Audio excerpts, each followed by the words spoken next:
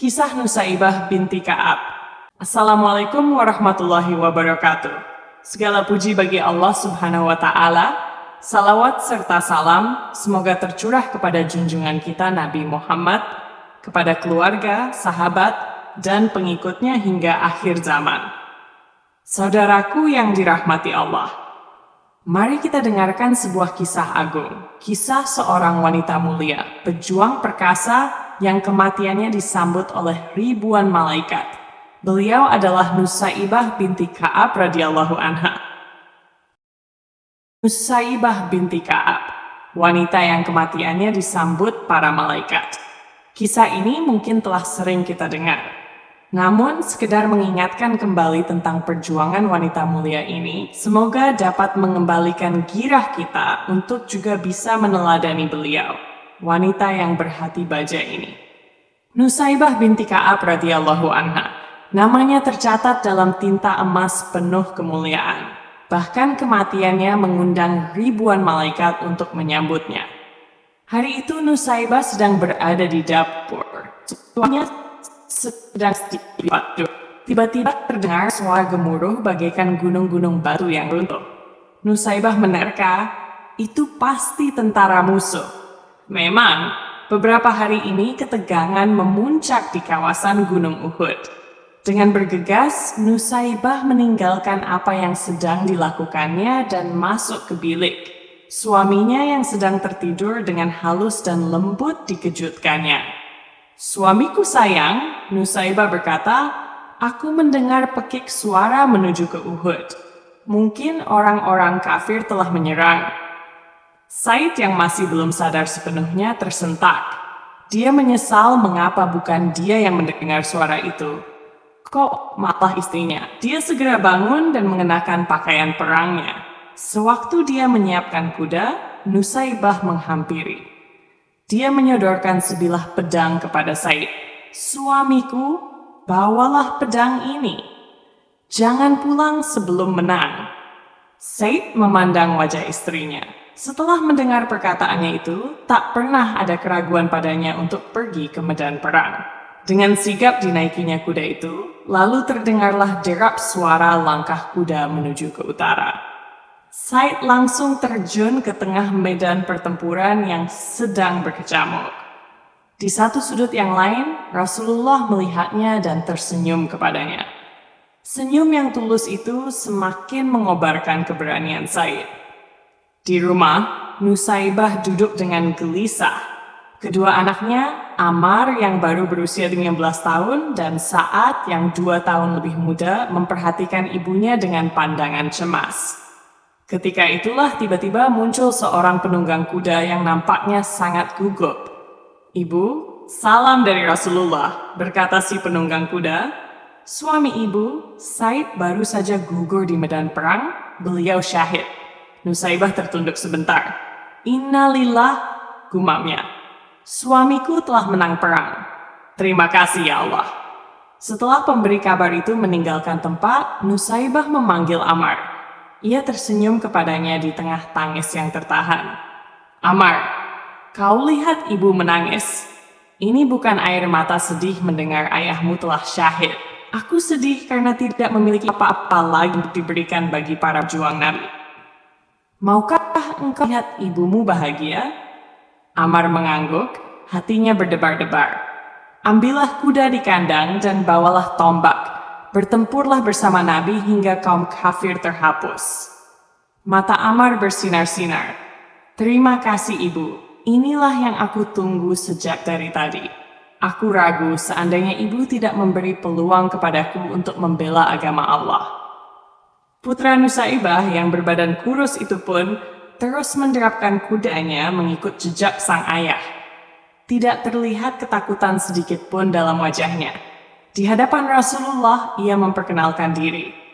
"Ya Rasulullah, aku Ammar bin Said. Aku datang untuk menggantikan ayahku yang telah gugur." Rasul dengan terharu memeluk anak muda itu. "Engkau adalah pemuda Islam yang sejati, Ammar. Allah memberkatimu." Hari itu pertempuran berlalu cepat. Pertumpahan darah berlangsung hingga petang. Pagi-pagi seorang utusan pasukan Islam berangkat dari perkemahan di medan tempur. Mereka menuju ke rumah Nusaibah. Setibanya di sana, wanita yang tabah itu sedang termangu-mangu menunggu berita. "Ada kabar, apakah gerangan?" Serunya gemetar ketika sang utusan belum lagi membuka suaranya. "Apakah anakku gugur?" Utusan itu menunduk sedih. "Betul?" "Innalillah." Nusaibah bergumam kecil. Ia menangis. "Kau berduka, ya Ummu Ammar?" Nusaibah menggeleng kecil. "Tidak, aku gembira. Hanya aku sedih, siapa lagi yang akan kuberangkatkan? Saat masih kanak-kanak." Mendengar itu, Saat yang sedang berada tepat di samping ibunya menyela. "Ibu, jangan remehkan aku. Jika engkau izinkan, akan aku tunjukkan bahwa Saat adalah putra seorang ayah yang gagah berani." Nusaibah terperanjat, ia memandang puteranya. "Kau tidak takut, nak?" Saat yang sudah meloncat ke atas kudanya menggeleng, yakin. Sebuah senyum terhias di wajahnya. Ketika Nusaibah dengan besar hati melambaikan tangannya, Saat hilang bersama utusan tentara itu. Di arena pertempuran, Saat betul-betul menunjukkan kemampuannya. Pemuda berusia 13 tahun itu telah banyak menghempaskan nyawa orang kafir. Hingga akhirnya tibalah saat itu, yakni ketika sebilah anak panah menancap di dadanya. Saat tersungkur mencium bumi dan menyerukan, "Allahu Akbar." Kembali Rasulullah memberangkatkan utusan ke rumah Nusaibah. Mendengar berita kematian itu, Nusaibah meremang bulu tengkuknya. "Hai utusan," ujarnya, "kau saksikan sendiri aku sudah tidak memiliki apa-apa lagi. Hanya masih tersisa diriku yang tua ini. Untuk itu izinkanlah aku ikut bersamamu ke medan perang." Sang utusan mengerutkan keningnya. "Tapi engkau wanita ya ibu." Nusaibah tersinggung. "Engkau meremehkan aku karena aku wanita? Apakah wanita tidak ingin pula masuk ke surga melalui jihad?" Nusaibah tidak menunggu jawaban dari utusan tersebut. Ia bergegas menghadap Rasulullah dengan mengendarai kuda yang ada. Tiba di sana, Rasulullah mendengarkan semua perkataan Nusaibah. Setelah itu, Rasulullah pun berkata dengan senyum, "Nusaibah yang dimuliakan Allah, belum masanya wanita mengangkat senjata. Untuk sementara engkau kumpulkan saja obat-obatan dan rawatlah tentara yang luka-luka.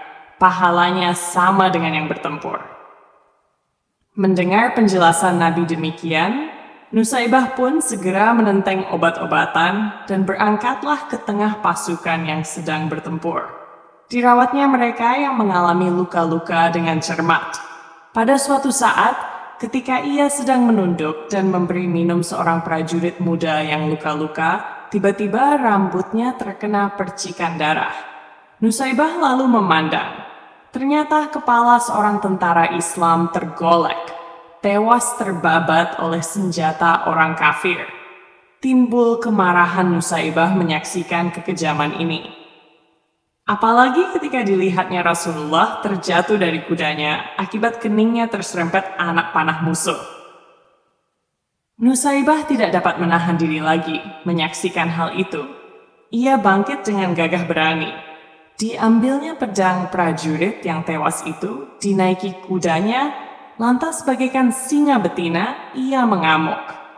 Musuh banyak yang terbirit-birit menghindarinya. Puluhan jiwa orang kafir pun tumbang.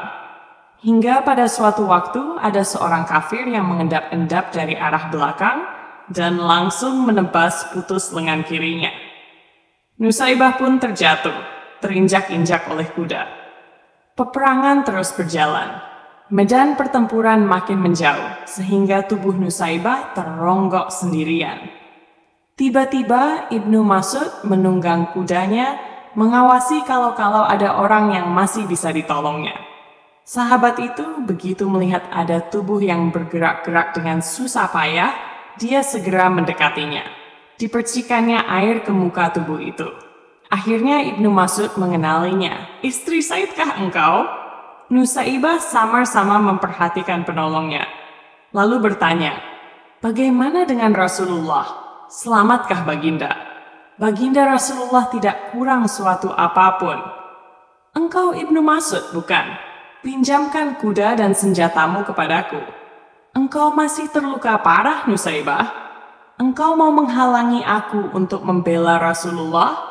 Terpaksa Ibnu Mas'ud menyerahkan kuda dan senjatanya.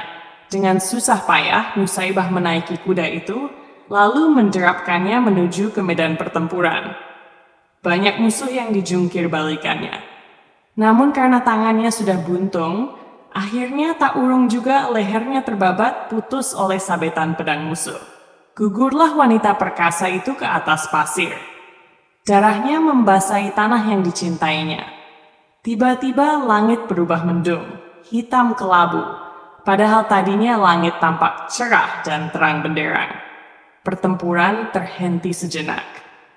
Rasul kemudian berkata kepada para sahabatnya, "Kalian lihat langit tiba-tiba menghitam, bukan? Itu adalah bayangan para malaikat yang beribu-ribu jumlahnya. Mereka berduyun-duyun menyambut kedatangan arwah Nusaibah, wanita yang perkasa. Subhanallah, Allahu Akbar, Allahu Akbar, Allahu Akbar. Tanpa pejuang sejati seperti dia, mustahil agama Islam bisa sampai dengan damai kepada kita yang hidup di zaman sekarang. Semoga Allah Azza wa Jalla menempatkan mereka dan kita semua di surganya di samping Rasulullah Shallallahu Alaihi Wasallam. Amin. Apa yang telah kita perbuat untuk menegakkan Islam?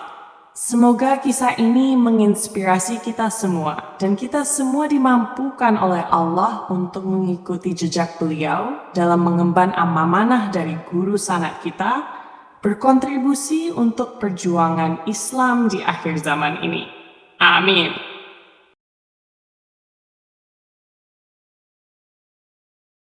Wassalamualaikum warahmatullahi wabarakatuh.